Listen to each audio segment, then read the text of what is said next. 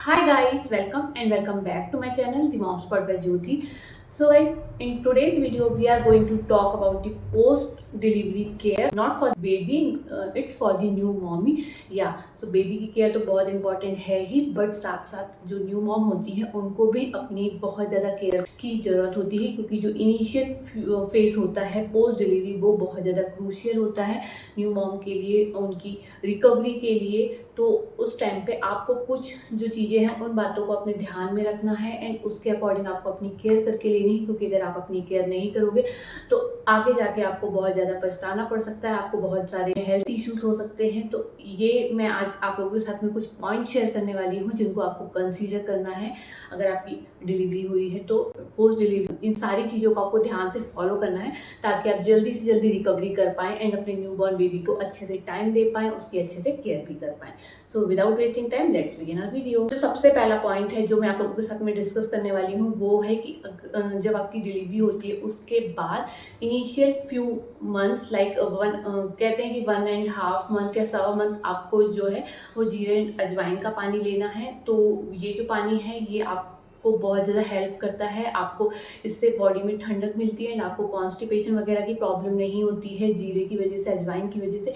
साथ ही आपके milk production में भी बहुत ज़्यादा हेल्प करता है। तो ये पानी बहुत ही ज़्यादा बेनिफिशियल होता है, इसको पीना बहुत ही ज़्यादा इंपॉर्टेंट होता है न्यू मॉम के लिए। वैसे तो आपके घर में जो बड़ी लेडीज़ वगैरह होंगी, आपकी मॉम होगी, मदर इन लॉ होगी, वो आपको इस पानी के बारे में माइट भी सजेस्ट करते होंगे, बट अगर आपको इसके बारे में नहीं पता तो आपको इस पानी को ज़रूर से पीना है। तो आपको इस पानी को बॉयल करके ले लेना है जीरा एंड अजवाइन डाल के, उस पानी को आपको ल्यूक वार्म वाटर को पीना है। तो आपको एक बहुत ज़्यादा गर्म नहीं पीना, हल्का गुनगुने पानी को भर के बॉटल में, मिल्टन वगैरह के जो बॉटल आते हैं उसमें भर के ले सकते हैं। अगर आप ठंड का सीज़न है ना, आप बहुत ज़्यादा ठंडे एरिया में रहते हैं, तो आप अपने बेड के साइड में ना जो इलेक्ट्रिक केटल होता है वो रख सकते हैं, उसमें आप इस पानी को बार बार गर्म करके पी सकते हैं।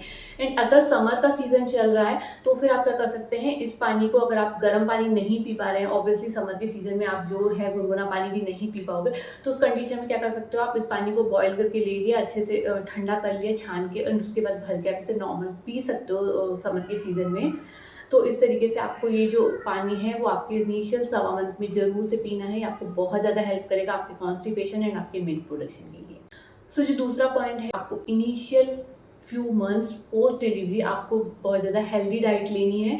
तो आपको जो डाइट लेनी है वो आपकी डाइट प्रोटीन मिनरल सबसे भरपूर होनी चाहिए। बहुत सारे लोग होंगे आपके आसपास में जो आपको बोलेंगे ये नहीं खाना वो नहीं खाना, बट आपको जो डॉक्टर्स है वो बोलते हैं कि आपको सारी चीज़ें खानी है, बट आपको सारी जो चीज़ें हैं वो उचित मात्रा में खानी है, बैलेंस डाइट खानी है। आपको आपकी जो डाइट है उसमें आप सारी दालें इंक्लूड कर सकते हैं, वेजिटेबल्स इंक्लूड कर सकते हैं, आपको फ्रूट्स खाने हैं सारे अच्छे से।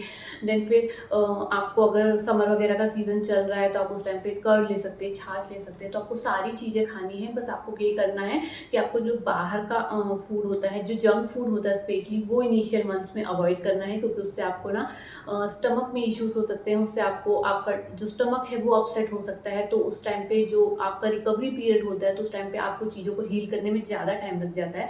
इस वजह से बोला जाता है कि आप जंक फूड अवॉइड करो, थोड़ा सा ऑयली एंड जो स्पाइसी फूड होता है ना वो थोड़ा सा आप इनिशियल फ्यू मंथ्स में अवॉइड करो, बाद में आप इन चीज़ों को कंटिन्यू कर सकते हो। आपको अपनी डाइट में सारी चीज़ें इंक्लूड करनी है, एक बैलेंस डाइट बना के लेनी है।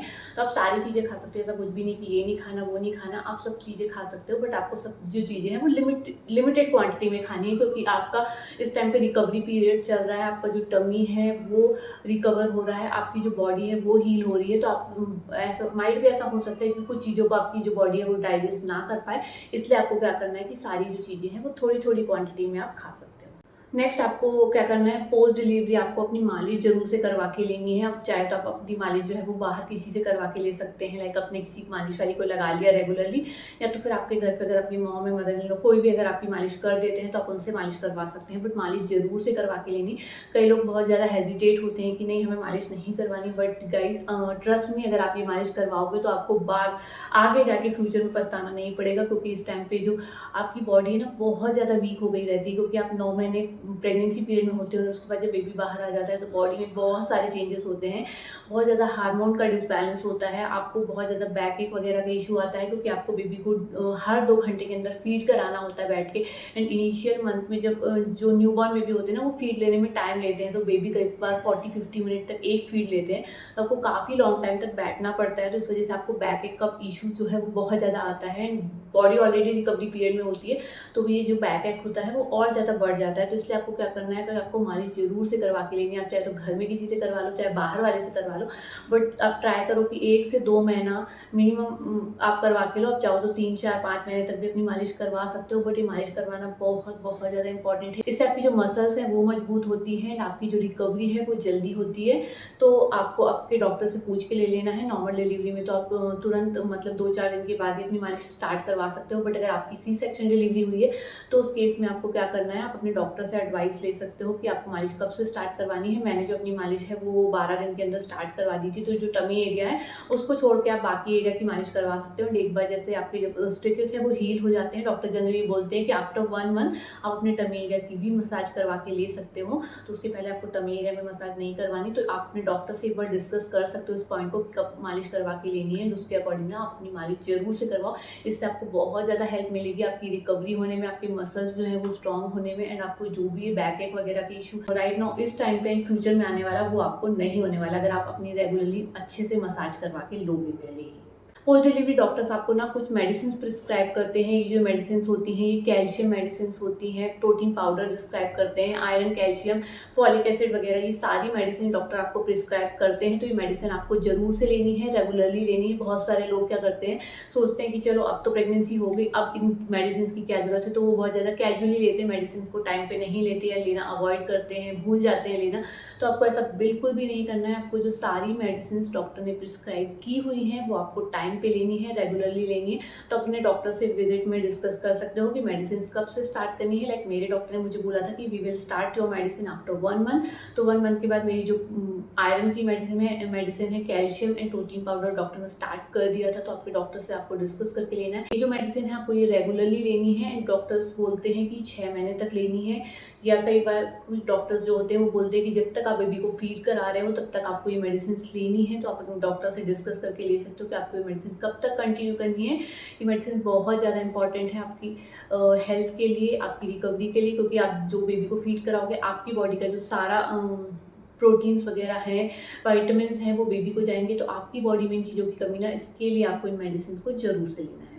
नेक्स्ट पॉइंट जो मैं आप लोगों के साथ डिस्कस करने वाली हूँ वो है ये कि आप लोगों को पोस्ट डिलीवरी घर में जो भी लड्डू वगैरह बनाए जाते हैं, लाइक अगर मेथी के लड्डू हो गए, गुड़ के लड्डू हो गए, पंजीरी हो गई, वो आपको ज़रूर से लेनी है। बहुत सारे लोगों को ये चीज़ें पसंद नहीं होती हैं, बट आप थोड़े दिन के लिए इन चीज़ों को ज़रूर से ले सकते हो। ये बहुत ज़्यादा हेल्पफुल रहेंगी आपके मिल्क प्रोडक्शन में, इससे आपका मिल्क प्रोडक्शन बहुत ज़्यादा अच्छे से होगा, क्योंकि इसमें बहुत सारे ड्राई फ्रूट्स वगैरह होते हैं। मेथी के लड्डू में जो मेथी उससे मिल्क प्रोडक्शन बहुत अच्छा होता है। गुड़ आपको हेल्प करता है आपकी बॉडी को हील करने में, आपकी बॉडी को वार्म रखने में। तो ये सारी जो चीज़ें हैं ये बहुत ज़्यादा इंपॉर्टेंट होती हैं आपके मिल्क प्रोडक्शन के लिए, स्पेशली आपकी बॉडी की रिकवरी के लिए, आपके मसल्स की रिकवरी के लिए, आपको हेल्दी रखने के लिए। तो आपको इन चीज़ों को ज़रूर से लेना है। आप 1 से 2 महीने इनिशियली पोस्ट डिलीवरी इन चीज़ों को जरूर से ले सकते हो। तो आपके घर में जो भी ट्रेंड है, लड्डू बनाई जाती है, पंजीरी बनाई जाती है, वो आपको जरूर से खा के लेनी है। एंड अगर आप ऐसा सोच रहे हो कि आप ये सब खाने से बहुत ज़्यादा हेल्दी हो जाओगे, मोटे हो जाओगे, वेट गेन कर लोगे, तो इनिशियली आपका वेट गेन एनी हाउ होने ही वाला है, क्योंकि आप जब बेबी को फीड कराओगे तो आपको फ्रीक्वेंटली भूख लगती है, आपको बार बार कुछ कुछ खाना पड़ता है, तो वेट गेन होने ही वाला है। तो इस टाइम पे वेट गेन के बारे में बिल्कुल भी नहीं सोचना है। वेट लूज आप आगे जाके कर सकते हो, जब आपको डॉक्टर बोलेंगे कि yeah you are ready for exercise, अब आप एक्सरसाइज स्टार्ट कर सकते हो, तब आप अपना वेट लूज कर लेना। बट अभी आपको बहुत ज़्यादा ज़रूरत है इन सारी चीज़ों की, तो ये सारी जो चीज़ें हैं उनका सेवन आपको बहुत अच्छे से करना है। नेक्स्ट आपको घी भी बहुत अच्छे से खाना है। ऐसा बोला जाता है कि घी अगर आपको ना देसी घी मिल जाता है खाने के लिए तो वो बहुत अच्छा होता है आपकी हेल्थ के लिए, आपकी बॉडी के लिए। तो अगर आपको देसी घी मिल जाता है तो आप उसका जो सेवन है डेली कर सकते हो, क्योंकि जो मार्केट में घी मिलता है वो कितना भी बोला जाए कि वो एकदम प्योर है, बट उसमें कहीं ना कहीं कुछ ना कुछ मिलावट जरूर होती है। तो आप उस घी को अवॉइड करें। आप घर में या तो खुद पहले से घी बना के रख सकते हैं अपने प्रेगनेंसी पीरियड में, या तो अगर आपको आसपास कहीं से किसी से मिल जाता है प्योर घी तो आप आप उस घी को डेली 1 स्पून घी खा सकते हो, 1 या 2 स्पून घी जितना भी। डोंट वरी, वेट गेन आपका एनी हाउ होने ही वाला है, आप वेट लूज बाद में कर सकते हो, बट ये घी आपको बहुत ज़्यादा हेल्प करेगा आपकी बॉडी की रिकवरी में, आपको हील करने के लिए एंड आपको हेल्दी रखने के लिए। तो नेक्स्ट जो पॉइंट हम डिस्कस करने वाले हैं वो है कि आपको किस तरीके के क्लोथ पहनने। तो आपको पोस्ट डिलीवरी फीडिंग पीरियड में आपके कंफर्टेबल क्लोथ पहन के लेने हैं। तो जिस तरीके के क्लोथ आपको कंफर्टेबल लग रहे हैं बेबी को फीड कराने में, आप उस तरीके के क्लोथ को प्रीफर कीजिए। जो एक्चुअली जो ट्रेडिशनल मैक्सी ड्रेस होते हैं, वो मैक्सी होती, टिपिकल मैक्सी, वो तो मुझे भी बिल्कुल पसंद नहीं होती। कई बार फैमिली में लोग फोर्स करते कि नहीं यही पहनना है, तो ऐसा नहीं है। आपको जो भी क्लोथ कंफर्टेबल लग रहा है, अगर आपको फीडिंग जो गाउन या कुर्ता है वो कंफर्टेबल लग रही है तो आप वो पहनो। अगर आपको ऐसा लग रहा है कि आपको जो घर में अगर आप लोअर एंड टी शर्ट पहन पा रहे हो, लूज टी शर्ट, उसमें आप बेबी को फीड कराने में कंफर्टेबल हो तो आप वो पहन सकते हो। तो आपको जो भी क्लोथ आपके अकॉर्डिंग आपको कंफर्टेबल लग रहे हैं, आप उस टाइम पे वो पहनो ताकि आप बेबी को कंफर्टेबली फीड करा सको। क्योंकि आपको दिन में 8 से 9 बार, कई बार 10-11 बार भी बेबी को फीड कराना होगा। तो आप ऐसे क्लोथ पहनो जिसमें आप कंफर्टेबल हो आपके बेबी को आराम से फीड कराने में। पोस्ट डिलीवरी आपको इनिशियली 10-15 डेज आपके जो स्टिचेस है उनकी बहुत ज़्यादा केयर करके लेनी है। अब केयर करने का ये मतलब नहीं है कि आपको आपके स्टिचेस पे पूरे टाइम फोकस करके रखना है कि यार ये कब ठीक होंगे, कब ठीक होंगे, तो ऐसा नहीं करना है। बट आपको उनकी केयर करके लेनी है ताकि जो आपके स्टिचेस उसमें किसी भी तरह का इन्फेक्शन ना हो एंड आपके जो स्टिचेस हैं वो बहुत जल्दी आराम से हील हो जाए। तो 2 तरीके के स्टिचेस होते हैं, डिसॉल्व होने वाले होते हैं, एक जो होते हैं जिसके टाके बाद में डॉक्टर निकालने के लिए बुलाते हैं। तो आपको जिस भी तरीके के स्टिचेस लगे हों उसके अकॉर्डिंग आप डॉक्टर से डिस्कस कर सकते हैं। मुझे जो स्टिचेस लगे थे वो डिसॉल्व होने वाले लगे थे। डॉक्टर ने उसमें एक नॉट छोड़ दी थी जिससे खोलने के लिए उन्होंने 1 वीक बाद मुझे बुलाया था। तो 1 वीक बाद उन्होंने बुला के वो नॉट खोल के दे दी थी, बोला था कि अब your stitches are good. Discharge के टाइम पर उन्होंने मेरे स्टिचेस के ऊपर एक ना वाटरप्रूफ पट्टी लगा के दी थी। उन्होंने बोला था कि वाटरप्रूफ है, इससे स्टिचेस पे पानी नहीं जाएगा, तो आप बात ले सकते हो। तो मुझे पोस्ट डिस्चार्ज ही डॉक्टर ने फर्स्ट डे से ही बोला था कि आप बात ले सकते हो, आपको कुछ भी प्रॉब्लम नहीं है बात लेने में। तो आप डिस्चार्ज के दौरान अपने डॉक्टर से डिस्कस करके ले सकते हो कि आपको बात लेना है कि नहीं। अगर आपको डॉक्टर ने कुछ वाटरप्रूफ पट्टी लगा के दी है तो उस केस में आप आराम से बात ले सकते हो। क्योंकि अगर आप इतने दिन बात नहीं लोगे तो ऑब्वियसली वो एरिया गंदा हो जाता है, वहाँ पे इन्फेक्शन होने के चांसेस होते हैं। तो आपको उस एरिया को अच्छे से क्लीन रखना है, वहाँ पे रगड़ना नहीं है, कुछ भी ऐसा नहीं करना, बट उसे क्लीन रखना है। तो आप अपने डॉक्टर से डिस्कस करके ले सकते हो डिस्चार्ज के टाइम पे कि आपको नहाना है या नहीं नहाना है। एंड डॉक्टर ना आपको उसमें स्टिचेस पे लगाने के लिए एक जेल या ऑयल वगैरह भी प्रिस्क्राइब करते हैं ताकि आपकी जो स्टिचेस है वो जल्दी से जल्दी हील हो जाए, उसमें कोई इन्फेक्शन ना हो। तो ये भी आप अपने डॉक्टर से डिस्कस करके ले सकते हैं डिस्चार्ज के टाइम पे। अगर डॉक्टर ने नहीं प्रिस्क्राइब किया तो आप डॉक्टर से पूछ सकते हैं कि कौन सा ऐसा जेल या ऑयल है वो आपको यूज़ करना है जिससे आपकी जो स्टिचेस हैं वो जल्दी से जल्दी हील हो पाएँ एंड आप जल्दी से जल्दी रिकवर कर पाएँ। तो ये आपको ज़रूर से करना है, आपके स्टिचेस को आपको केयरफुली हैंडल करना है इनिशियल फ्यू डेज में। नेक्स्ट जो पॉइंट मैं आप लोगों के साथ में डिस्कस करने वाली हूँ वो बहुत इंपॉर्टेंट पॉइंट है। तो आपको पोस्ट डिलीवरी आपको जो चीज़ें हैं वो लोगों के साथ में शेयर करनी है। आपको अपने जो इमोशंस हैं उन्हें दबा के नहीं रखना। अगर आपको कुछ फील हो रहा है, अगर आपको कुछ प्रॉब्लम हो रही है तो वो आपको डिस्कस करनी है। चाहे आप अपनी फैमिली में किसी से कर लो, रिलेटिव से कर लो, फ्रेंड से कर लो, मॉम से कर लो, सिस्टर से कर लो, मदर इन लॉ, हस्बैंड, जिससे भी करना है आपको करो, बट अपने इमोशंस को वहाँ पे दबा के मत रखो। अगर आपको कुछ भी फील हो रहा है तो आप उन लोगों से डिस्कस करो, क्योंकि ये वो पीरियड होता है जहाँ पे पोस्टमार्टम डिप्रेशन स्टार्ट हो सकता है। तो आपको जो भी फील हो रहा है, कुछ भी प्रॉब्लम हो रही है इनिशियल फेज में, तो उसे डिस्कस करो लोगों के साथ में ताकि आपको जल्दी से जल्दी मदद मिल सके, लोग आपको एडवाइस कर सके, हेल्प कर सके। तो क्योंकि इस टाइम पे ऐसा होता है कि दिमाग में बहुत सारी चीज़ें चल रही होती है, आपको बेबी को केयर करना होता है, आपकी नींद नहीं हो पाती है, तो आपको कई बार बहुत ज़्यादा डिप्रेशन होने लगता है, स्ट्रेस होने लगता है, आपको लगता है you are not a good mom. तो आपको ऐसा बिल्कुल भी नहीं सोचना, चीज़ें लोगों के साथ में डिस्कस करनी है ताकि आपको उसका सॉल्यूशन मिल सके एंड आप पोस्टमार्टम डिप्रेशन की फेज में ना जाओ। नेक्स्ट जो पॉइंट है that is ask for the help. तो आपको हेल्प मांगनी है अपने घर में, अपनी मॉम से, मदर इन लॉ से, अगर आपके सिस्टर इन लॉ कोई भी है, आपके हस्बैंड है, आपकी जो घर में मेड वगैरह है, आपको हेल्प मांगनी है। आपको सुपर वुमन नहीं बनना है कि I will handle everything alone for my baby. आगे आपको जाके चीज़ें सारी अकेले ही हैंडल करनी है, बट इनिशियल इस फेज में जब आप खुद रिकवरी फेज में हो तब आपको लोगों से मदद मांगनी है। जैसे आपने बेबी को फीड करा दिया तो आपने घर में किसी को भी दे दिया कि बेबी को बर्थ दिला दें और उसके बाद बेबी को सुला दें, ताकि आप उस फेज में आराम से सो पाओ। क्योंकि आपको नींद लेनी बहुत ज़रूरी है, आपको 8 से 9 घंटे की नींद मिनिमम उस टाइम पे लेनी जरूरी है। बहुत मुश्किल होता है, नींद नहीं हो पाती है, उससे चिड़चिड़ापन होता है, आपको गुस्सा आता है, आप रिकवर नहीं कर पाते हो। तो आपको नींद लेनी बहुत इंपॉर्टेंट है। तो आप लोगों से हेल्प मांगो, घर में जो भी हैं आपके साथ में, घर में कोई नहीं है तो हाउस मेड होगी, आपके हस्बैंड होंगे, उनसे हेल्प मांगो कि बेबी को सुलाने में, बेबी को डायपर वगैरह चेंज कराने में, इन सब चीज़ों में लोग आपकी हेल्प कर दे ताकि आप बेबी को फीड कराओ। उसके बाद बेबी को किसी को दे दिया ताकि आप उस टाइम पे एटलीस्ट अगर आप नहीं भी सो पा रहे हो तो आप थोड़ा सा रिलैक्स कर पाओ, आप लेट पाओ, अपनी बॉडी को थोड़ा सा आराम दे पाओ, ताकि आप जल्दी से जल्दी रिकवर करो एंड आपको बिल्कुल भी इन चीज़ों का स्ट्रेस ना हो। एंड क्योंकि आपकी नींद अगर अच्छे से होगी ना, तो आप अच्छे से हेल्दी रहोगे, आप हैप्पी रहोगे, एंड जब आप हेल्दी एंड हैप्पी रहोगे तो आप अपने बेबी को भी आराम से हेल्दी एंड हैप्पी रख पाओगे। लास्ट जो पॉइंट है जो मैं डिस्कस करने वाली हूँ, ये पॉइंट जो है वो बहुत इंपॉर्टेंट है। ये पॉइंट आपको आपके घर वालों को एंड आपके हस्बैंड को स्पेशली बिठा के दिखाना चाहिए। ये वाली क्लिप आप ज़रूर से उन्हें दिखा सकते हो कि जो पोस्ट डिलीवरी क्या होता है कि लोग घर में जब न्यू बेबी आता है तो सारे लोगों का फोकस बेबी की तरफ चले जाता है, सब बेबी की केयर करने में, उसको प्यार देने में लग जाते हैं। मॉम को सब लोग एकदम साइड कर देते हैं। उसको क्या तकलीफ हो रही है, उसको कुछ अटेंशन चाहिए, उसको कुछ केयर चाहिए, उस पर लोगों का ध्यान नहीं जाता है। एंड यही वो फेस होता है जहाँ से पोस्टमार्टम डिप्रेशन जो है वो स्टार्ट होता है। तो आप लोगों को ऐसा बिल्कुल भी नहीं करना है। आप लोगों को आपकी जो न्यू मॉमी है उसको भी केयर करना है, उसका भी ध्यान रखना है, उसकी देख रेख भी करनी है, उसे किस चीज़ की ज़रूरत है, उसे कोई तकलीफ तो नहीं हो रही, इसका ध्यान देना बहुत इंपॉर्टेंट है। क्योंकि जब न्यू मॉम हेल्दी रहेगी, हैप्पी रहेगी, खुश रहेगी, तो ही वो अपने बेबी को अच्छे से खुश रख पाएगी, हेल्दी रख पाएगी। तो आपको इस पॉइंट को बहुत ज़्यादा ध्यान देना है कि आप बच्चे की केयर तो कर रहे हो, साथ में आपको न्यू मॉम को भी केयर देना ज़रूरी है। प्रेगनेंसी से भी ज़्यादा इंपॉर्टेंट ये वाला फेस होता है पोस्ट डिलीवरी वाला, जहाँ पे एक न्यू मॉम को बहुत ज़्यादा केयर एंड बहुत ज़्यादा सपोर्ट, बहुत ज़्यादा लव की, अटेंशन की ज़रूरत होती है। तो आपको सारा टेंशन बेबी की साइड में नहीं फोकस रखना है, थोड़ा टेंशन जो है वो न्यू मॉमी को भी देना है।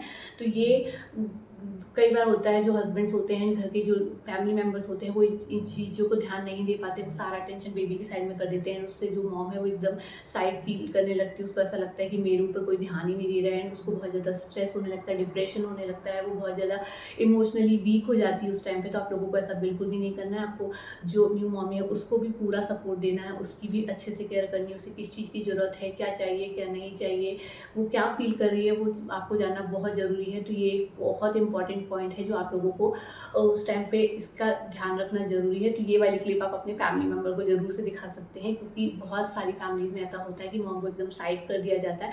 तो ऐसा बिल्कुल भी ना करें, मॉम को भी उतनी ही अटेंशन, उतनी ही केयर दे जितनी आप बेबी को दे रहे हैं। तो गाइस ये थे कुछ पॉइंट जो आपको पोस्ट डिलीवरी ध्यान देने हैं, ताकि आप जल्दी से जल्दी रिकवर कर पाओ एंड आप एकदम हेल्दी रहो, हैप्पी रहो, और साथ में अपने बेबी को भी हेल्दी एंड हैप्पी रख पाओ।